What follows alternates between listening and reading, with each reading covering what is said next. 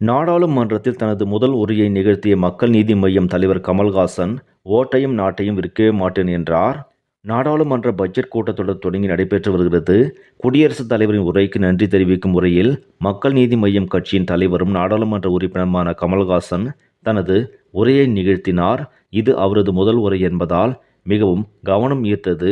ஆங்கிலத்தில் உரையை தொடங்கிய அவர், மாநிலங்களவையில் நான் பேசுவதை கௌரவமாக கருதுகிறேன் என்றார். காந்தி பெரியாரின் பேரனாகவும் அண்ணாவின் மகனாகவும் உங்கள் முன் நிற்கிறேன். என் சகோதரரும் முதல்வருமான மு.க. ஸ்டாலினுக்கு நன்றி. நான் எனது மொழியை ஆசிரியர்கள் வாயிலாக கற்றுக்கொண்டேன். அந்த ஆசிரியர்களில் ஒருவர் முன்னாள் முதல்வர் அண்ணாதுரை. எங்கள் மொழிக்கு எதிரான அனைத்து விதமான ஆக்கிரமிப்புகளையும் நெஞ்சை நிமிர்த்து எதிர்கொள்ள அவர் கற்றுக் கொடுத்துள்ளார்.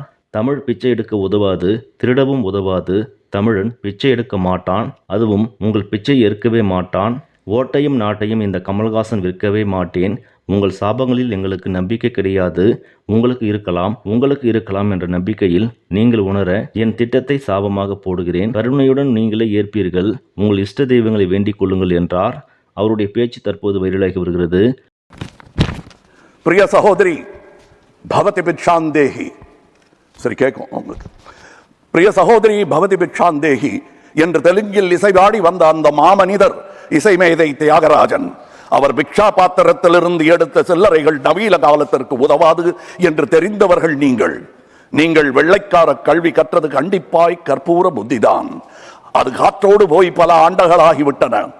அதன் பிறகு உங்கள் பிச்சை பாத்திரம் உருமாற்றப்பட்டது. பிச்சை குவளை பெரும் உண்டியலானது. அந்த உண்டியலை உடைத்து நிதி திரட்ட உதவுவோர் இன்று தமிழரை பார்த்து என்ன சொல்லுகிறீர்கள்? தமிழ் பிச்சை எடுக்க கூட உதவாதா? ஓரளவு உண்மைதான். ஒரு தெற்கத்தி அறிவுரை தங்காய், தமக்கென உங்கள் நீதியை திரட்ட ஆங்கிலத்தில் இந்தியில் பிச்சை எடுக்கலாமே. தமிழ் பிச்சை எடுக்க உதவாது, திருடவும் உதவாது. தமிழன் பிச்சை எடுக்க மாட்டான், அதுவும் உங்கள் பிச்சையை ஏற்கவே மாட்டான். தங்கச்சி, ஓட்டையும் நாட்டையும் இந்த கமலஹாசன் விற்கவே மாட்டான். உங்கள் சாபங்களில் எங்களுக்கு நம்பிக்கை இல்லை. உங்களுக்கு இருக்கக்கூடும் என்ற நம்பிக்கையில் நீங்கள் உணர என் திட்டத்தை சாபமாய் போடுகிறேன். கருணையுடன் நீங்களே ஏற்பீர். உங்கள் இஷ்ட தெய்வங்களை வேண்டிக் கொள்ளுங்கள். பகுத்தறிந்த தமிழ்ச்சித்தன் கூற்று இது. வினை உம்மை சுடுக, என்றும் எங்கள் நாடு நீடூழி வாழும்.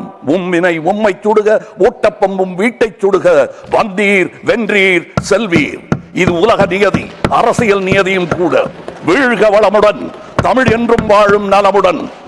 வணக்கம் அவை வந்தடைந்த தலைவர் கூட்டத்திற்கு. சென்றும் வருவேன், நாளை எமதே. உங்கள் கமல்ஹாசன். ஜெய்ஹிந்த்.